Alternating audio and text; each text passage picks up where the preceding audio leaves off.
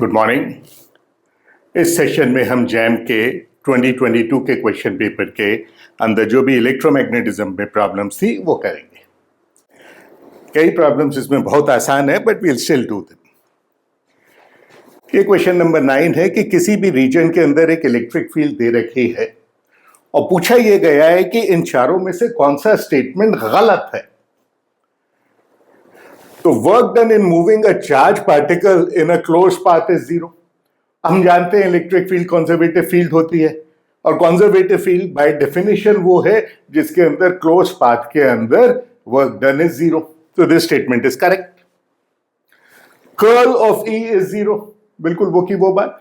Curl of E means circulation of the electric field in a close path and which is also equal to zero because the work done is equal to zero. Exactly the same thing.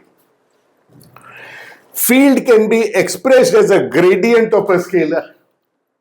तो यदि कोई भी quantity है, कोई भी vector है, यदि उसका ये जीरो है, this implies E can be written as gradient of some scalar. क्यों? क्योंकि curl of the gradient of a scalar is always equal to zero. So this is also correct.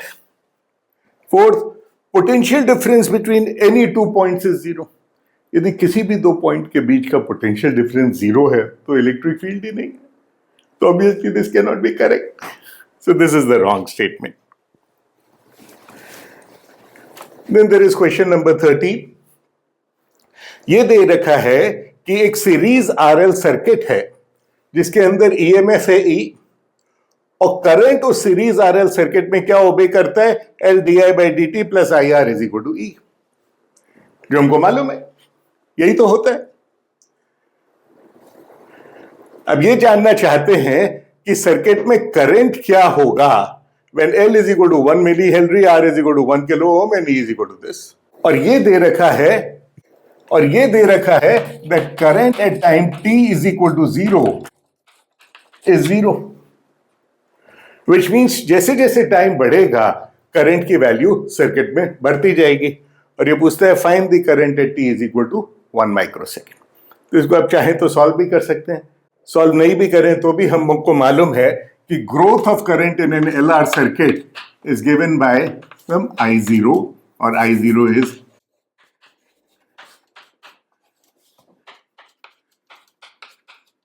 जहां टाइम कांस्टेंट क्या है, L by are.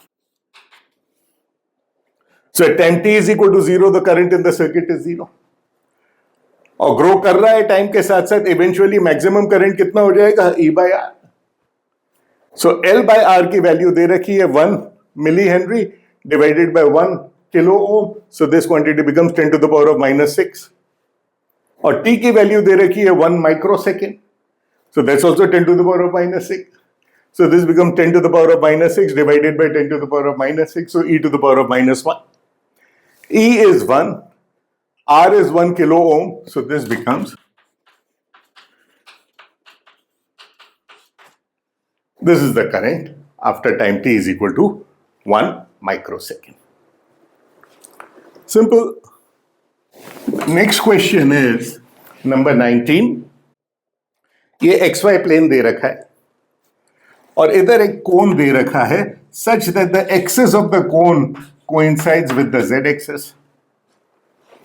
ये कोन का जो flat surface है इसका रेडियस दे रखा है, ये हाइट दे रखी है और ये दे रखा है that there is a uniform magnetic field along this direction.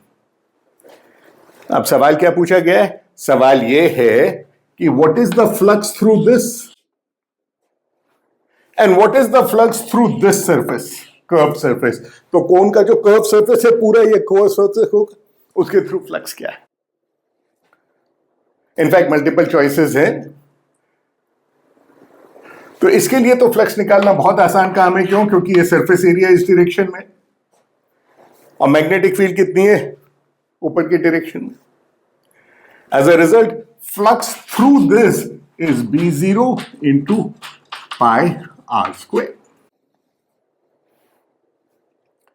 अब यहां पर फ्लक्स निकालने के लिए क्या करना पड़ेगा, इसका एरिया इस डायरेक्शन में, एंगल पता कर सकते हैं, H और R दे रखा है ना।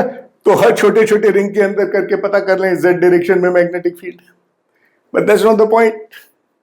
क्यों? Because we know that the total flux passing through a close surface is necessarily zero.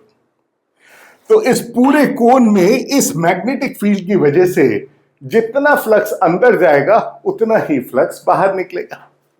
और बाहर कितना निकल रहा है इधर, तो अंदर कितना जाएगा, इतना ही जाएगा. किससे जाएगा? पूरे कर्व सरफेस से ही जाएगा. तो कैलकुलेट करने की जरूरत नहीं. After all divergence of B is zero, या integral of B dot D is over a close surface is zero. तो इससे यदि pi R square into B zero है तो इससे पूरा भी इतना ही होगा with a negative sign. So simple. So ये भी जैम 2022 क्वेश्चन नंबर 20 कि बोले एक एन्युलर रिंग है, डिस्क है, इनर रेडियस है R1, आउटर रेडियस है R2, ये है, और इसके ऊपर सरफेस चार्ज डेंसिटी है सिग्मा, और ये रोटेट कर रहा है with N angular velocity omega 0.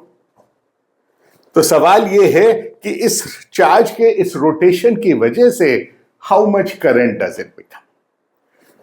तो वो हम कई बार कर चुके हैं. इमेजिन कीजिए एक जस्ट रिंग है, इस रिंग के ऊपर यदि चार्ज Q है देन, और यदि ये रोटेट कर रही है ring about this axis, then we say that the current is Q which passes per unit time which is 2 pi r upon v, or essentially Q omega upon 2 pi.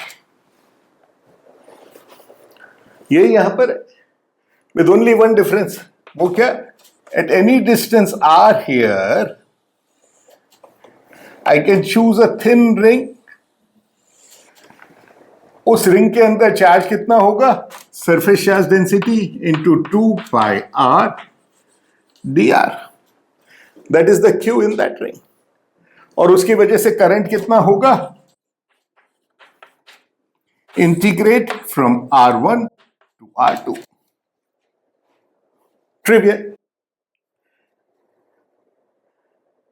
Omega 0.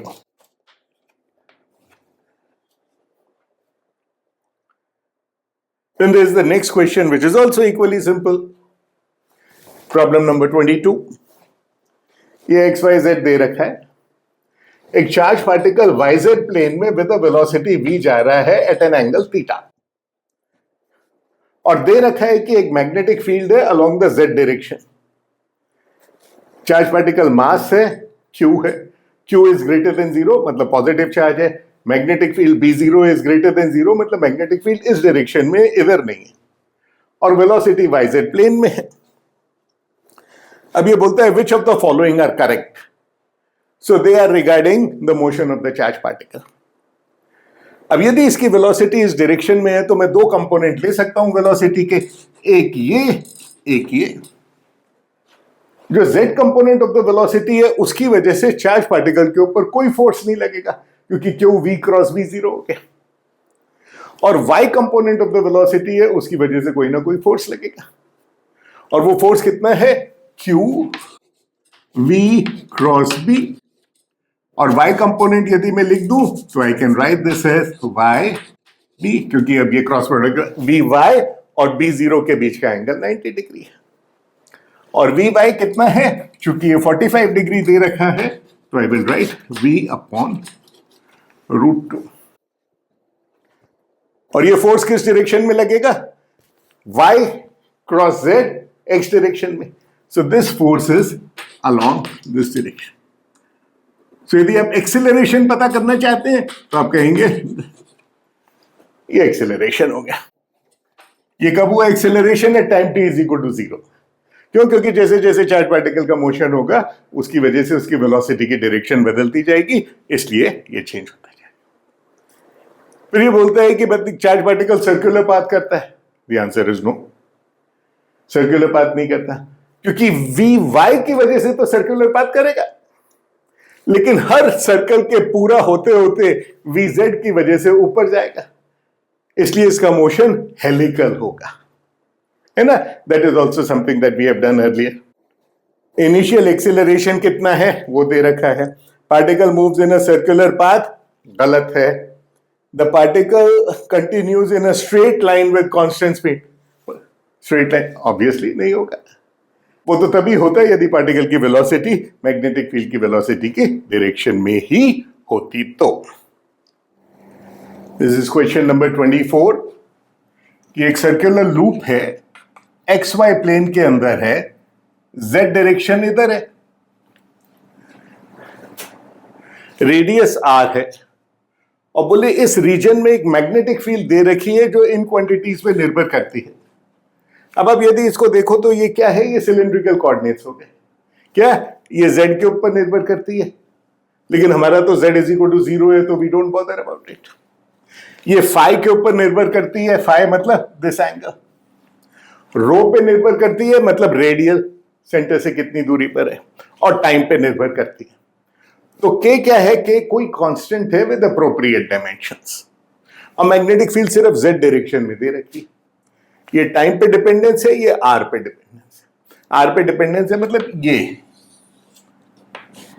ये रो हो गया।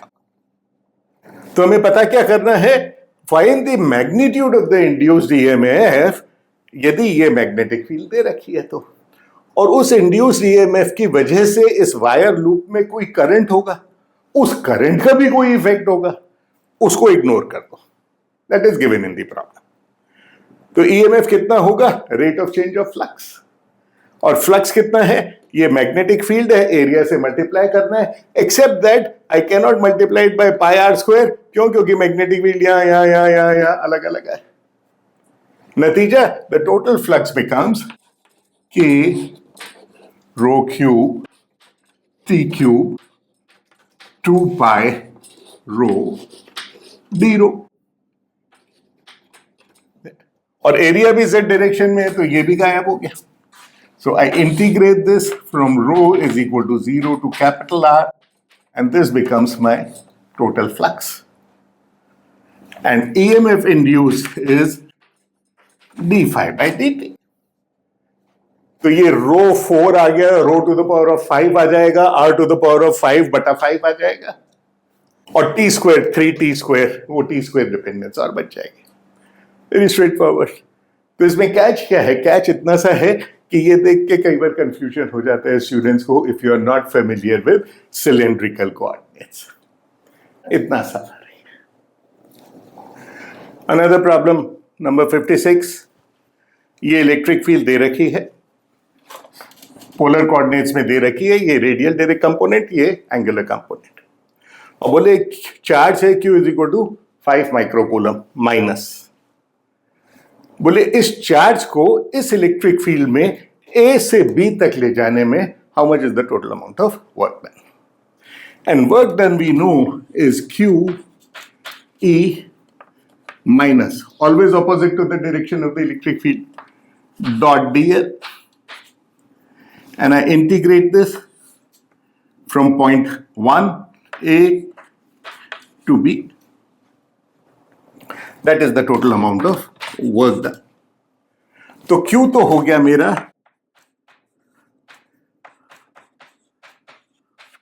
5 microcoulomb minus, dl के लिए मैं लिख सकता हूं dr plus r d theta theta. E dot dl पता करना है, तो ये पहली वाली टर्म क्या देगी, 8r साइन थीटा dr,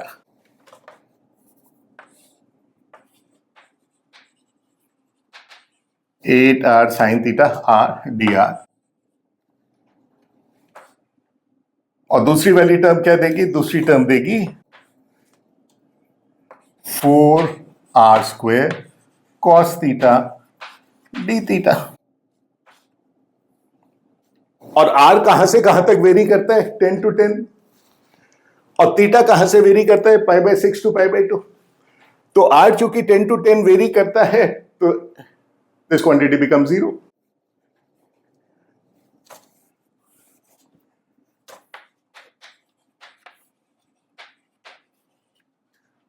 और π/6 is from π/6 to π/2, और r की वैल्यू दे रखी है 10। Substitute and you find out what is the total work done. So important बातें क्या ध्यान देने की है, work done is minus Q E dot D L, and DL के लिए अप्रोप्रिएट कोऑर्डिनेट्स के अंदर यूज करिए वैल्यू। इसको डीएल को आप डीएक्स डीवाई भी कर सकते थे, बट बहुत टीडियस हो जाता। तो दिस इज प्रॉब्लम नंबर 59। ये बोलते हैं एक नॉन इंडक्टिव रेसिस्टेंस 150 ओम का, मतलब इसका कोई इंडक्टेंस नहीं है, is connected to an inductor of 0.2 henry of negligible resistance, मतलब इसका रेसिस्टेंस नहीं कंसिडर करना है, and a 30 microfarad capacitor across an alternating source of EMF. कितना? 220 वोल्ट 50 हर्ट्ज। और ये बोलता है find the power loss across the resistance. Now power loss across the resistance, power loss तो सिर्फ रेसिस्टेंस में ही होता है, पावर लॉस इन दोनों में तो होता नहीं है, यहां तो सिर्फ एनर्जी ऑसिलेट करती रहती है। And power loss across the resistance is I R M S square into R, और which is I R M S V R M S upon Z into R. और इसी को तो हम पावर फैक्टर भी बोलते हैं। और इंपीडेंस ट्रायंगल में हमने कहा था पावर फैक्टर क्या है, ये क्वांटिटी आर है, ये रिएक्टेंस है, ये जेड है, ये पावर फैक्टर थी। तो इसमें मुश्किल क्या है? मुश्किल कुछ नहीं। ध्यान देने की बात यह है कि जब ईएमएफ का सोर्स का वोल्टेज इस प्रकार दिया जाता है तो ये 220 वोल्ट हमेशा वीआरएमएस होता है, उसकी वजह से थोड़ा सा कंफ्यूजन हो सकता है। तो आप इस आईआरएमएस के लिए भी लिख दीजिए VRMS square upon Z square. तो इस सर्किट का इंपीडेंस क्या है? इंपीडेंस इज एक्सएल माइनस एक्ससी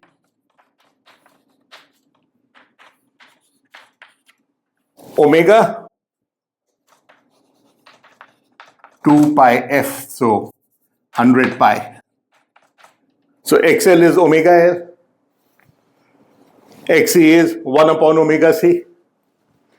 ये पता कर लिया, ये 150 है, Z स्क्वायर पता कर लीजिए, ये क्वांटिटी 220 हो गई, R 150 हो गया, find out the power. Arithmetic बची थोड़ी सी, मुश्किल नहीं है बिल्कुल सवाल। ये लास्ट क्वेश्चन है 2022 का, प्रॉब्लम नंबर 60। ये क्या कहता है? एक डाइलेक्ट्रिक स्फीयर है जिसका डाइलेक्ट्रिक कांस्टेंट दे रखा है रिलेटिव परमिटिविटी 2, केबी कहते हैं इसको, डाइलेक्ट्रिक कांस्टेंट, जिसका रेडियस a है, और ये बोलता है charge is uniformly distributed over the sphere.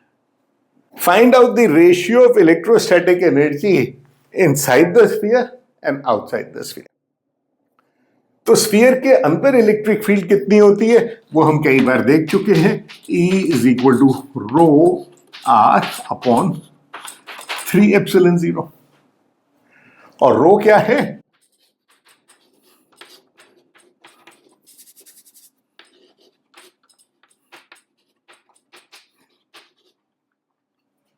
Are क्या है? अंदर के लिए ये R, as long as my R is less than A, तब तक ये है इलेक्ट्रिक फील्ड। तो टोटल एनर्जी कितनी हो जाएगी अंदर? Energy density is half epsilon E square DV integrate. So we'll have half, epsilon की जगह लिखूंगा मैं एप्सिलॉन आर एप्सिलॉन 0।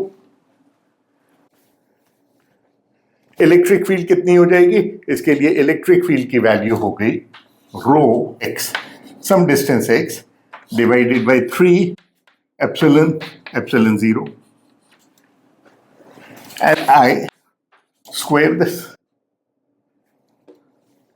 ये तो इलेक्ट्रिक फील्ड हो गई।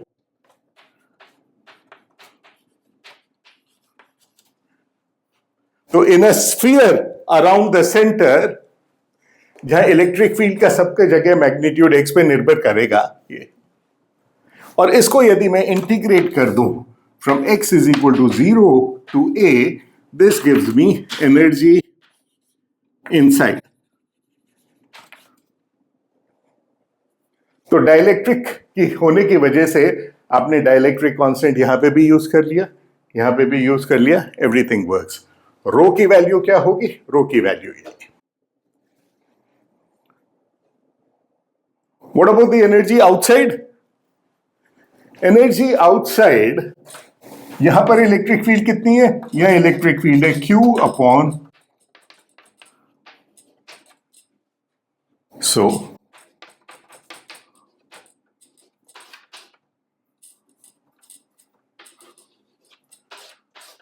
E square R is equal to A to infinity. So if I remember correctly, this answer comes out to be